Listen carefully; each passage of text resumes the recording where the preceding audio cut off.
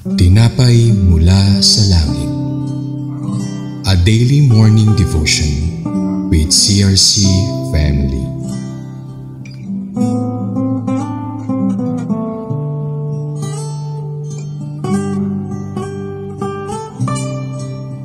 Samahan niyo po kami sa ating programang Tinapay Mula sa Langit, ang pang-araw-araw nating devotion sa salita ng Diyos. Ngayong umaga ay matutunghayan natin ang verse na mula sa Numbers chapter 23 verse 25 to 26. Na tungkol dito ay ang mga gawa ng kaaway ay hindi nagkatagumpay sa gawain ng Panginoon. Ngunit bago po tayo magpatuloy, tayo dumako sa maikling panalangin. Aming Ama sa langit, nagpapasalamat kami sa paalaala na ang iyong mga plano ay perfecto at hindi matitinag ng mga kagustuhan ng tao. Tulungan mo kami magtiwala sa iyong kapangyarihan at itugma ang aming kalooban sa iyo. Kapag kami ay humaharap sa pagkadismaya at pagkabigo, bigyan mo kami ng pananampalataya na magpasakop sa iyong karunungan at sundin ang iyong gabay. Naway matagpuan namin ang kapayapaan sa kalaman na ikaw ay may kontrol at iyong mga plano para sa amin ay laging mabuti. Sa pangalan ni Jesus, kami ay nananalangin. Amen. Balak's disappointment. Numbers chapter 23 verse 25 to 26. Then Balak said to Balaam, "Neither curse them at all, nor bless them at all." Balaam answered, "Did I not tell you, I must do whatever the Lord says?" Sa Tagalog, sinabi ni Balak kay Balaam, "Huwag mo na lang silang sumpain o pagpalain man." Sumagot si Balaam, "Hindi ba sinabi ko na sa iyo na kailangan kong gawin ang anumang sabihin sa akin ng Panginoon?" Sa talatang ito, mula sa Numbers chapter 23 verse 25 to 26, may kita natin ang isang makapangyarihang aral sa pagitan ni Balak at Balaam. Si Balak, ang hari ng Moab, ay tinawag si Balaam upang sumpain ang mga Israelita sa pag-asang pahinain sila. Ngunit, sa kabila ng paulit-ulit ng pagsisikap at malaking alay ni Balak, nanatiling matatag si Balaam sa pagsunod sa utos ng Diyos. Ramdam natin ang pagkadismaya ni Balak. Ang kanyang pagkabigo ay lumala habang paulit-ulit pinagpala ni Balaam ang mga Israelita sa halip na sumpain sila. Ang pangyayaring ito ay nagpapakita ng isang malalim na katotohanan. Ang mga plano ng Diyos ay hindi matitinag ng mga kagustuhan o plano ng mga tao.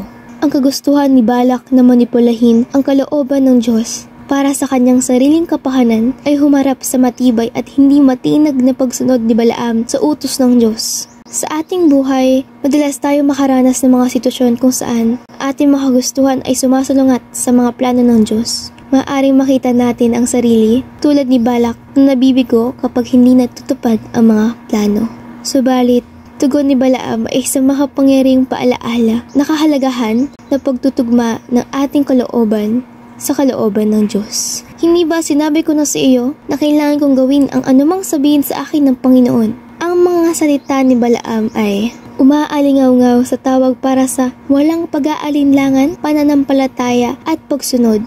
Kapag tayo ay humarap sa pagkadismaya at hindi natupad ng mga inaasahan, mahalagang tandaan na ang pananaw ng Diyos ay walang hanggan at mas matalino kaysa sa atin. Ang kanyang mga plano ay lagi para sa ating kabutihan. Kahit na hindi natin agad makita ang pakinabang, ang pagtitiwala sa kapangyarihan ng Diyos ay nangangahulugang pagsuko ng ating mga plano at pagtanggap sa kanyang mga plano, sa kaalaman na siya ay gumagawa para sa ating kabutihan. Habang ninanamnam natin ang talatang ito, pagnilayan natin ang mga bahagi ng ating buhay kung saan maaaring lumalaban tayo sa kalooban ng Diyos. Mayroon bang mga sitwasyon na, katulad ni Balak, ay sinusubukan nating ipalit ang mga kagustuhan sa halip na hanapin ang gabay ng Diyos? Ipagdasal natin ang lakas at pananampalataya na magtiwala sa plano ng Diyos na kahit na tayo ay naiiba sa ating sariling plano, naway magtaglay tayo ng kapayapaan at layunin sa kanyang banal na kalooban. Sabi sa Isaiah chapter 55 verse 8 to 9,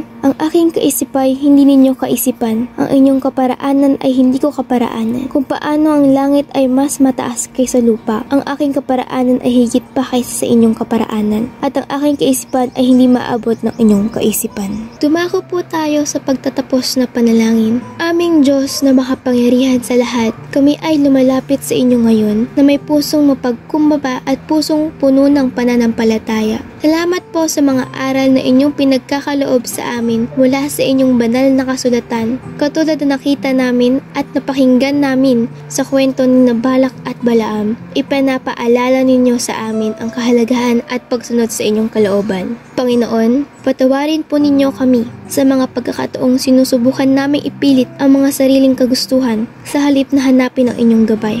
Tulungan ninyo kami na magkaroon ng lakas ng loob at pananampalataya na sumunod sa inyong mga plano. Kahit na ito'y naiiba sa aming inaasahan, tulungan ninyo kaming magtiwala na inyong mga plano ay para sa aming kabutihan kahit na hindi namin ito agad nakikita.